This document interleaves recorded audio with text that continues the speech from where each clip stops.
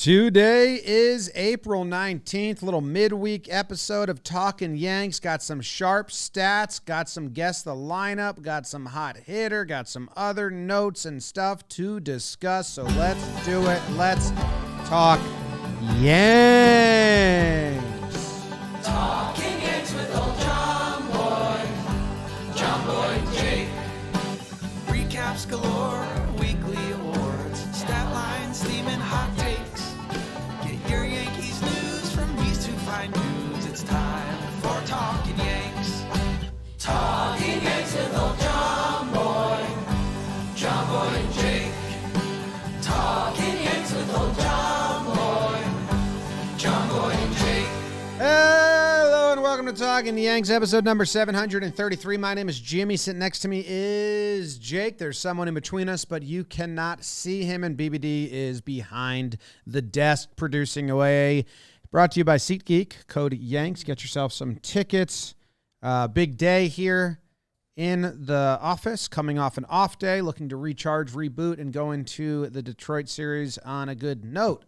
So we'll see how everyone feels coming off one of the more depressing episodes for me of Talkin Yanks in its kind of decent-sized history. Now, I was going to say short history, but we've been around for a while.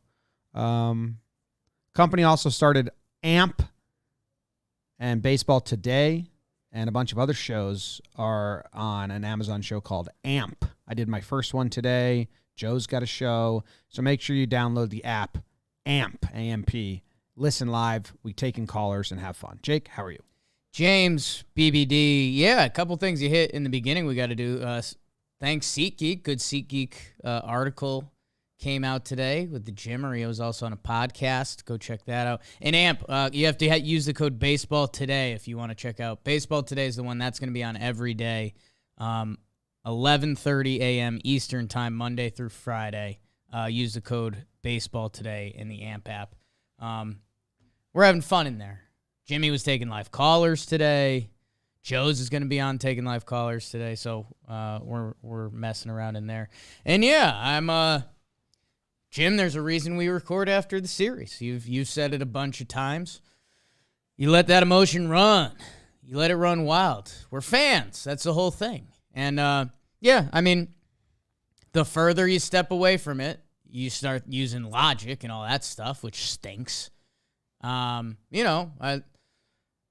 Josh Donaldson currently off to a slow start to the season. He has one big good week this week, and he could be off to like a good start to the year.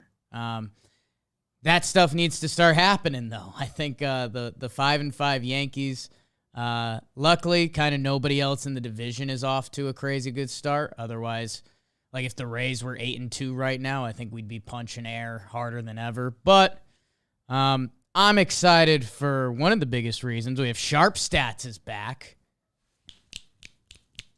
Love Katie Sharp. Love Sharp Stats. Excited to hear what she's talking about. And, the evolving parts of the season, whether it's Mike King's breakout, Timmy LoCastro gets the call this weekend. He made the nice catch and what that means for the Yankees bench and depth and all that. So, yeah, I like talking Yanks with you guys. Doing things together. No logic or I'm the same mindset I was. Seem logical from last episode. Like sometimes it changes. You're like, oh man, I was really just beat up after a loss. But it's not the players. It's not the individual players' stat lines that I'm upset about. And so yeah, I'm still the same. Like if Cole gives up 3 runs in the first or second inning, that's a very deep hole that. Oh, yeah. I don't know if I... Oh, and if that happens, absolutely. Cole, ooh, I am one of the most excited I've been for a Garrett Cole start. The rest of the pitching staff is shoving around you, and this is the third one. You're built up. It's a cold night in Detroit, one of the best pitchers' parks in baseball. Better be there tonight, Garrett. I want to find out... who crushes fastballs on the Tigers? Oh, I have a good what to watch for the pregame show coming up tonight, probably around 3:34. Okay. Yeah. Little teaser. Okay. Little teaser for the people. So, yeah, we got Sharp Stats. Guess the lineup. I'm Big guess the lineup today. yeah, like I'm down thinking about it. Sure. I'm down thinking about the fact that they pinch hit for Kiner. Like, I think that means way more than it does. The pinch hit for the shortstop you traded for 10 games into the season is like such an honest thing to the fans. Like, yeah, you guys hyped him up, not us. It was just a stopgap. I didn't hype him up. Well, no, like You know the first thing I looked at this morning? Swear on my life, the first thing I looked at this morning? The Yankees 40 man. You know who's on there? Peraza? Both of them. Peraza and Cabrera are both on the Yankees 40 man roster. I know, it's just you just pinch hit for him. Game 10. Not a hitter. But if there's anyone still out there saying like this is they wanted him. Remember the slide him up the lineup crew? I mean, that was the dumbest crew we've ever had to publicly respond to. They got very loud, very like quick, like Izzy should be leadoff hitter, and it was like, guys.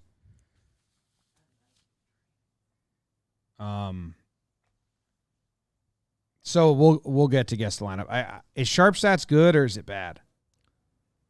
It's a negative stat. Damn. Let's just rip into it then. Sharp Stats is brought to us by Tops. The Tops Bunt app. I've been telling you guys I was about to crack it open. Was actually also sending a business email. Not a big deal. Not a big deal. The Tops, Tops Digicon? New graphic, BBD? Oh, I like that. Go get the Tops Bunt app. It's the best. And now it's their ever-growing community, their third ever Digicon, Jim. The 3-day event takes place via their Twitch stream, twitch.com/TopsDigicast. Boasts a strong lineup of celebrities, artists, personalities, and athletes, including Pete Alonso, Brett Phillips, and our very own Trevor Plouffe and Peter Moylan.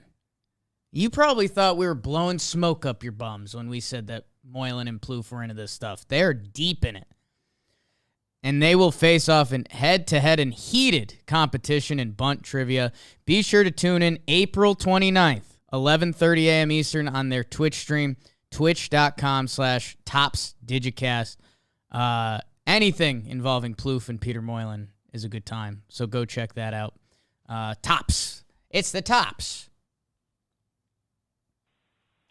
Hey guys, what's up? It's Katie Sharp back again for another season of Sharp Stats. All right, let's get to it. So the first Sharp Stat of the season is going to be about, it's the Yankees hitting with runners in scoring position, or I should probably say lack of hitting with runners in scoring position. So as I record this on Monday, the Yankees have the 5th worst batting average with runners in scoring position at 190. That's terrible. And, well, some of you might look at their batting average on balls in play, or their BABIP with runners in scoring position, which is 207, and say, oh, well, they're due for a regression. They're going to get better, right? Not so fast. I don't think so. They absolutely deserve that low batting average with runners in scoring position and that low BABIP with runners in scoring position. And I'm going to give you 3 reasons why. First, so the Yankees, we know they hit the ball hard, right? They rank 2nd overall in hard hit rate this season. But with runners in scoring position, that drops to 17th in the majors. They also have the 3rd highest ground ball rate with runners in scoring position. And then this is the kicker. They have seen the 2nd most infield shifts with runners in scoring position this season. So you've got a team that doesn't hit the ball hard, they hit it on the ground a lot, and they're getting shifted a ton with runners in scoring position. And there you go, folks. That's why the Yankees suck at hitting with runners in scoring position so far this season. Talk to you guys next week. Bye.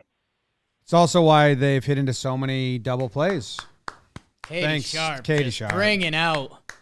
That was artistry. That was baseball artistry. I felt like I was watching a Bob Ross video. That's peaceful, though. And a little bit of the shifting. And we're hitting the ball into the ground. I was a sniper. Okay. That's why they've hit into the league leading double plays. And that's what I started saying with Gary, and I said with Gallo, and I started with other people. Like, BABIP is nothing. If you hit it, if you're so predictable in where you hit it. Like, they get shifted on because they're so predictable, and then they're slow. So it's like, remember Kendry Morales? He was going to hit it to that one spot every single time, and then they're just going to throw him out every single time. And I was like, hey, man. Yeah. Maybe change your swing or approach so it's not just that every time. So that's kind of what it is, man. They've hit into so many inning-ending double plays. You think of the Donaldson one, like, that's usually hit up the middle. It's like, well, but teams know that. They're just predictable and pitchable, and that's what we heard all last year is like, this team's easy to pitch to. Yes. The speed thing is the obvious other factor that hops into this. The Yankees, with very little emphasis on their roster, so when you hard hit into the ground, everything starts to add up there. I guess the launch angle is the part of that I'd want to know more about. Like, the Yankees aren't a team of guys that should be hitting the ball into the ground. I feel like that's another Yankee land argument, is that people want, people usually argue the other way. Like, oh, these Yankees launch angle, they're only trying to hit home runs. But yeah, hammering the ball into the ground, that's no bueno. I guess the other area that my brain jumped to a little bit is kind of the DJ LeMahieu conversation. Because, there's a lot of Yankee fans, and I'm still kind of one of them, that would love to see DJ top of the lineup leadoff. Like, again, that's what fueled kind of those fun Yankee offenses. He was the ignition during the 2019 2020 seasons, where he was at the top of the lineup doing DJ things.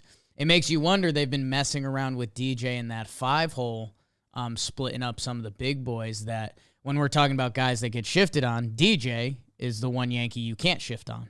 So I don't know. I guess that's trying to get things that could be interesting or wins out of this conversation, is the DJ LeMahieu question that continues on for the Yanks. I mean, last year, that was the problem. They all hit the ball into the ground. Stanton did, but he can hit it hard enough at times. DJ did. Glaber did. They were all just hitting ground balls. It's so early, so obviously, but all we can talk about is what we've seen so far. But DJ's numbers right now, his launch angle is really low. It's 1.5, so it's just a lot of in the ground. He's barreling balls at a much higher clip than he did last year. Right now, he's barreling balls at a 9.1% clip, and in 2019, when he had his really good full season, it was 7.5. So it'll come back down, but last year was 3.7, and in 2020 it was 2.9. When everyone said, like, yeah, right, but the numbers were bad, he got lucky. So DJ's the main one there, because he's slow and hits the ball hard, and it is all about finding gaps. Can't be shifted. I know those were a lot of sharp stats we originally did when DJ was coming to prominence on the Yankees. Is that shift proof? I think he was like, his batting average, I think he was like 1,000% for a while. It was like 6 for 6 or something. Yeah, his baseball savant numbers look really good. His numbers are good. They bench him more than they bench other guys. Yeah, I mean, his baseball savant looks similar to 2019 and 2020, which again, he needs to be every day. Whether that's leadoff or fifth. And I mean, the Donaldson experiment is fun, but clearly he's not locked in right now. And I mean, if there's a guy you could circle for that whole Katie Sharp call, it's Donaldson. I mean, felt like Espinal was just playing. It felt like there was two Espinals whenever Donaldson was up. Like, it felt like they had a left side and a right side Espinal, and he was there for every ball. Who's that? On the Blue Jays. I know Espinal, but when did it feel like there was two of them? Donaldson. Oh. Every Donaldson at bat. Yeah. Just hitting it, yeah. DJ needs to be the starting second baseman every day. I don't know where that leaves Glaber, man, and that's probably why they should have tried to move him when they made their deals in the offseason. We were like, so Glaber's gone. And then they didn't, and then we were like, okay, but how's this going to work? And now we're finding out it doesn't work. They're still kind of banking on injury to then settle up the lineup. Glaber's numbers are bad, like his result numbers. I think he's looked better than his result numbers, to be honest, just like eye test for whatever my eye test is worth. But he should not be starting more than DJ or the same as DJ. If it's the option that one of them, it's between them two at one point, it shouldn't be like 50-50. It should be 70-30 would be the widest margin I'd go. Well, let's talk about Glaber a little bit. And this Glaber conversation is brought to you by Manscaped. Because the Yankees, start of the season's been a close shave. A lot of close games again. We said Yankees, we need some blowouts from you. That's how you reset the bullpen. That's when you can rest guys. And you should rest this razor around your Manscaped area. Yeah, I guess so. You rest it right around the area. You and turn just, it on. Turn it on and rest it for a little bit and see what happens. And I guess that's also when it's working. Manscaped, you go to manscaped.com, code Yanks, 20% off, free shipping with code Yanks. 100% waterproof. We like that. Eliminate foot odor I need some of that. Again, they send over, it's not just around your man area. They've got other stuff. They're like a full... They're coming to help out your not-so-private parts. Yes, with their Performance Package 4.0. Yeah, I mean, go check them out at Manscaped. Code Yanks, 20% off and free shipping at manscaped.com. Take care of your downstairs mix-up. You got to. Get things in order, and that's what we're trying to do with the Yanks lineup. Yeah, Jim, and it's going to lead us into a little bit of guess the lineup later. But DJ LeMahieu needs to be an everyday player. I guess where the conversation goes into, and you and I were both running hot on this, and it was making the rounds on the internet a little bit yesterday. I guess, so the next pivot point from DJ, because he needs to be in the lineup every day. Mm-hmm. He is one of three guys on the Yankees hitting. It's him, Rizzo, and Hicks right now. Yeah, and I mean, Judge looks fine, but yeah. His numbers are sub-Judgian so far. But he looks fine. Stanton, similar boat, et cetera, et cetera. But there's three guys that are currently performing at or over their skis. And it's DJ, Rizzo, and Hicks. So from there, the only other conversation is really Donaldson. Because he's off to a slow start. Oh, we're talking about Glaber, I thought. Playing time. I'm gonna lead back to Glaber. Okay. It's the playing time situation for Glaber, excuse me. Because DJ needs to be in there. Yeah. So then it goes to Donaldson, who pretty much needs to be in there. A couple DH days and maybe a rest day. He's kind of the elder statesman on the Yanks. But yeah, if you're getting Glaber playing time, that means Donaldson is DHing and DJ goes to third, where he did look fine to start this season. But yeah, it's like twice a week until he shows that he looks something better than he has early on this season. Yeah, I don't know what you do with Glaber, but I mean, he's been bad for 179 games now. Yeah. 712 plate appearances. He has a 696 OPS, a 332 on base percentage. He's hit 13 home runs in his last 712 plate appearances, 13 home runs in his last 626 at bats. So we're past blip. You know what I mean? Yeah. This is who Glaber is until he proves not to. Like anyone that's banking on that 2018, 2019 Glaber is just a given that guy will come back.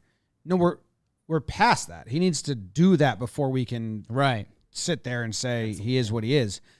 And right now, he's putting pressure on himself. Like we have some numbers here. He is chasing more than he ever has and making contact less than he ever has. So he's swinging 38.3% of the time, up from 22 last 2 years. And he's making contact when he chases 52% of the time, which is down from 56, which is below league average and above league average the wrong way on both sides. He's swinging at the first pitch 58% of the time. So he's putting pressure on himself. So far the results aren't good and the analytics aren't good. I don't know why. For me, I feel like it's better than the results in the analytics look. I think it's just a couple hits the other way and some like adjustment swings that I like seeing. But yeah, I mean he's got some baseball savant numbers that are back towards Gleyber's better years. The hard hit percentage, the average exit velo when he does hit it. Yeah, and the chase rate, you hit the nail on the head. I mean, that's a young guy who knows that he's got now a year and a half of struggling that is now part of a infield rotation that doesn't feel comfortable. And that's where, even when Gleyber last year, 2021, a season that, that second half ended up being pretty solid, chase rate, 83rd percentile, that's good. That's controlling the zone, going back to some old Booneisms. That's like contributing to the team, even if the results aren't fully there. Like, hey, you're not chasing balls. You have a decent approach. But it's getting results. It makes a lot of sense, unfortunately, when we're talking about, 5 guys for 4 spots or however you want to label it. I mean, it's going to be, it should be probably a little tougher for Gleyber to play than what they're going to make it. And as we ease towards guess the lineup in a little bit, I mean, I don't think he starts tonight. But yeah, at a certain point, you have to earn your keep. Like it's results driven. Cause it's also not analytically driven here. Like that's what we always end up telling people when they lean into analytics. Like when it comes award season, we always say like, reward the stats. I don't care. Yeah. That you had a better FIP. If they had a better ERA, that means they allowed less earned runs. That's the goal. That's what we're trying to do. So yeah, man, with Gleyber performing, DJ shouldn't be in the conversation for resting.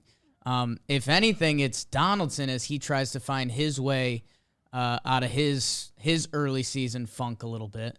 But again, like when you talk about end game and what we're working towards, Donaldson has a much larger stake in the ground than Gleyber does. Gleyber should be on the bench. They should have traded him before they had to do this, and then they got a bench player.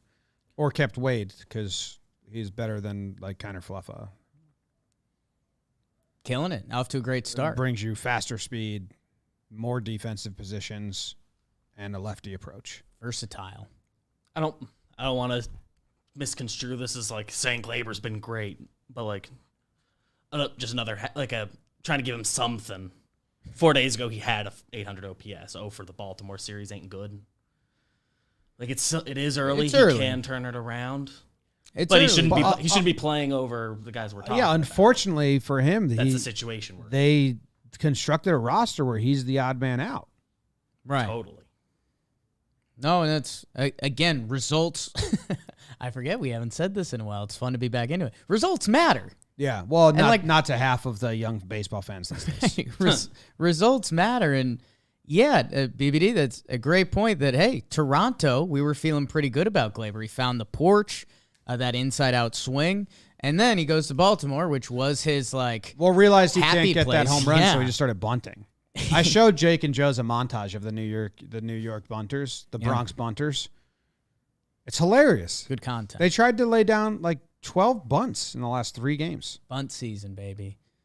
You go 0 for 11 in Baltimore, where the whole team was hoping to get fat and happy. 2 of the bunts worked. Rizzo's, which was accidental. He was like, oh, shit. Accidental. It wasn't a quality bunt. And then Kiner's push bunt worked up the first base side on Thursday against Blue Jays.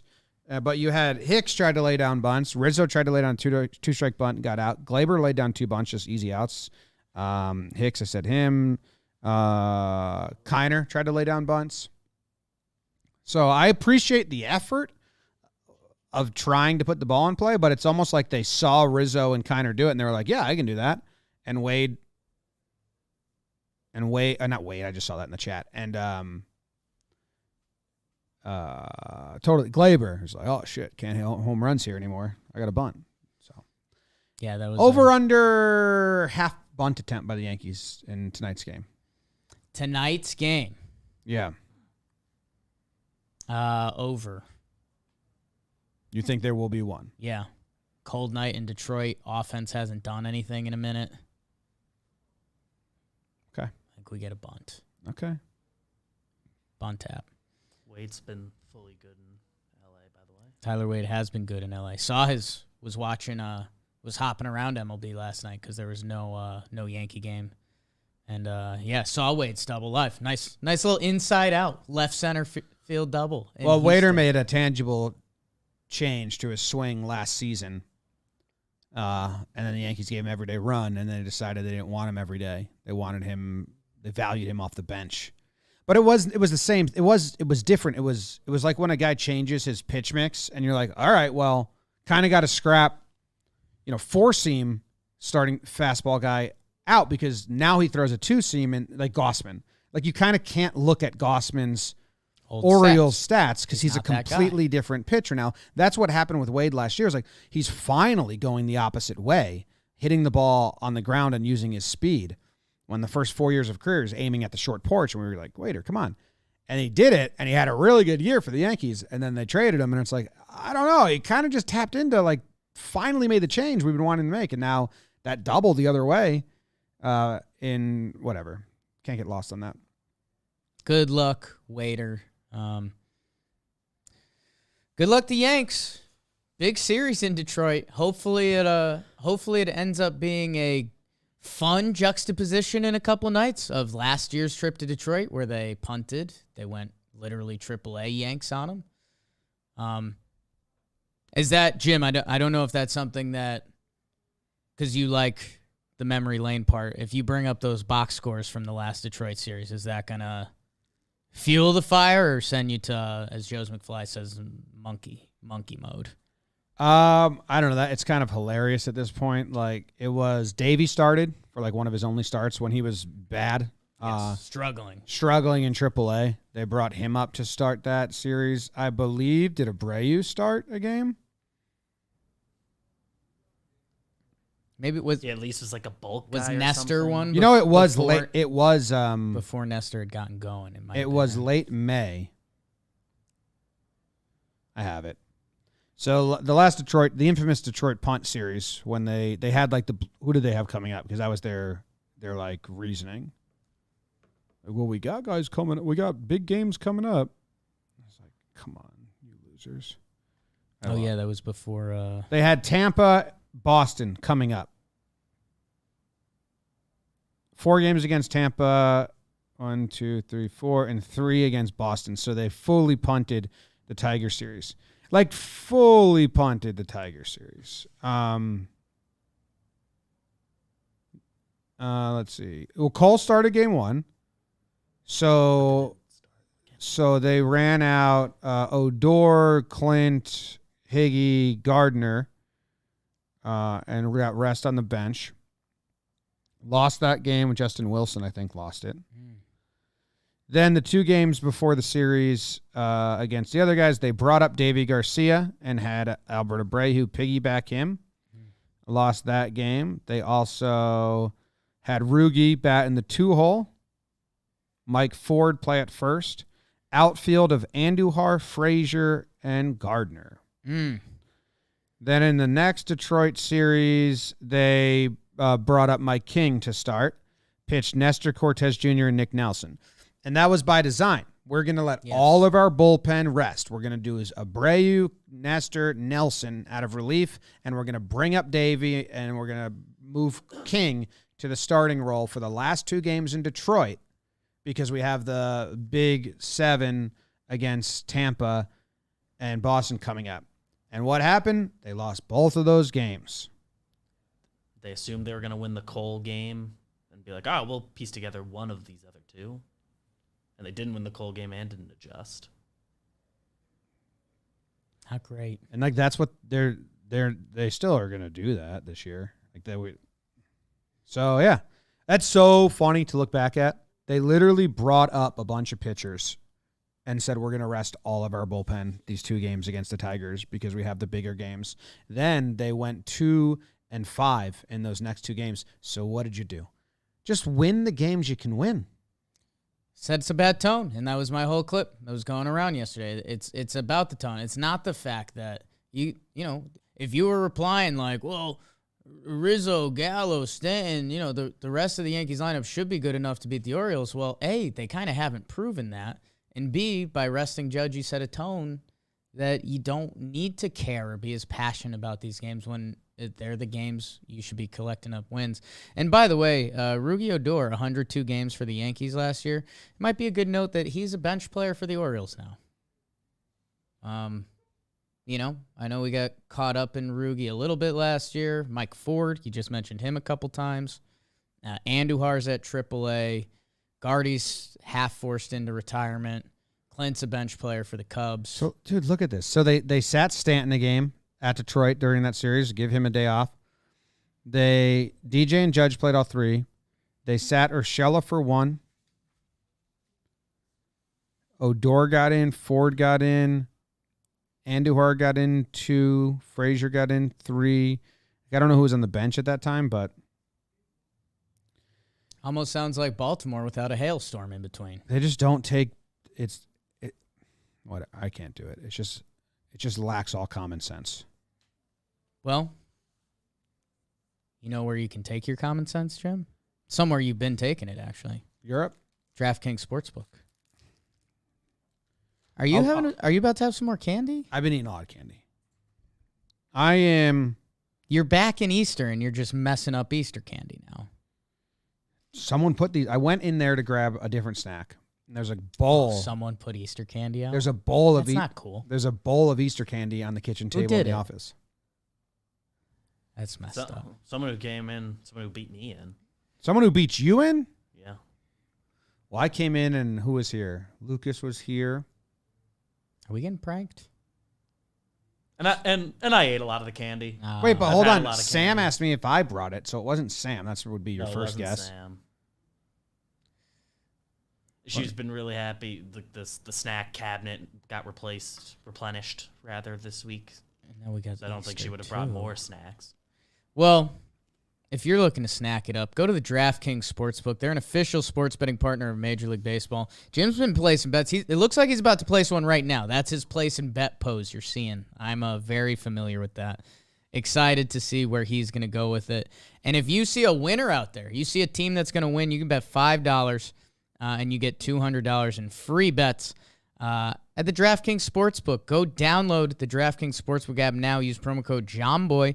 Bet just $5 and win $200 in free bets if your team wins their game. That's promo code JOHNBOY at DraftKings Sportsbook, an official sports betting partner of Major League Baseball. 21 plus restrictions apply. MLB trademarks used with permission. See show notes for details.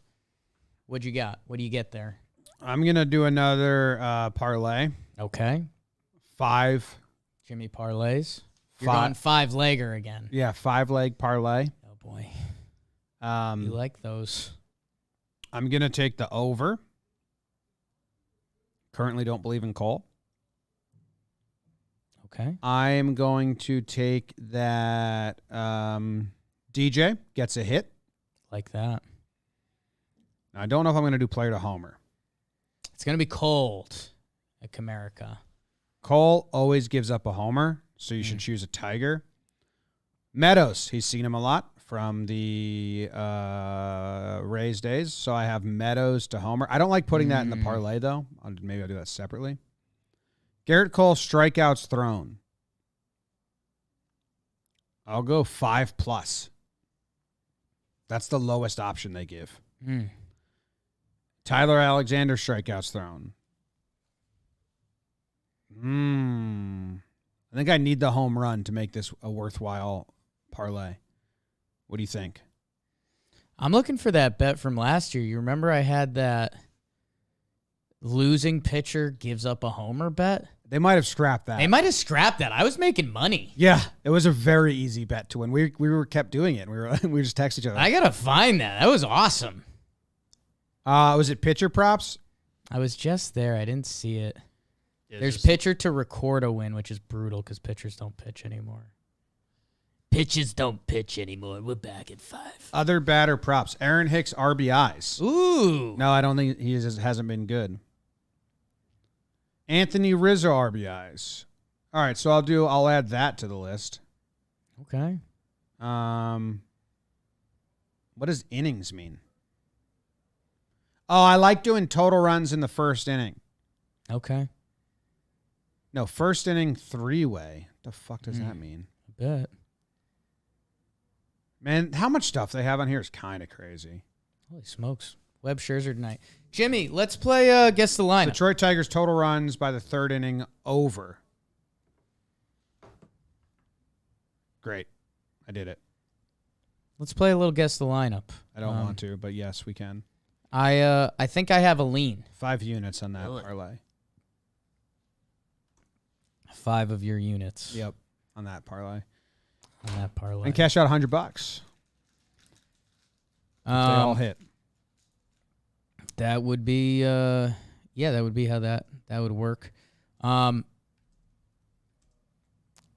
think the Yankees lineup today. This sucks because I don't believe it, but I think it's right. I think they run back opening day. Because I think they reset with the Baltimore series. You know, like we said last year, Detroit last year was Baltimore last week. Got their rest days in and all that. That I think they run back their opening day as that's like their one lineup. So that would be Donaldson at third, Judge, Rizzo, Stanton, DJ LeMahieu, Gallo, Hicks, Higgy, Falefa. Jake, I kind of like that idea. They got to their first like scheduled off day yesterday. It's like They all right, reset. we got everyone their one off day. They just Everywhere in this sequence. They just did spring training 2.0, Now it's opening day. basically. I would hope they'd flip Donaldson and DJ. That would be my hope, but I don't know. So Glaber on the bench.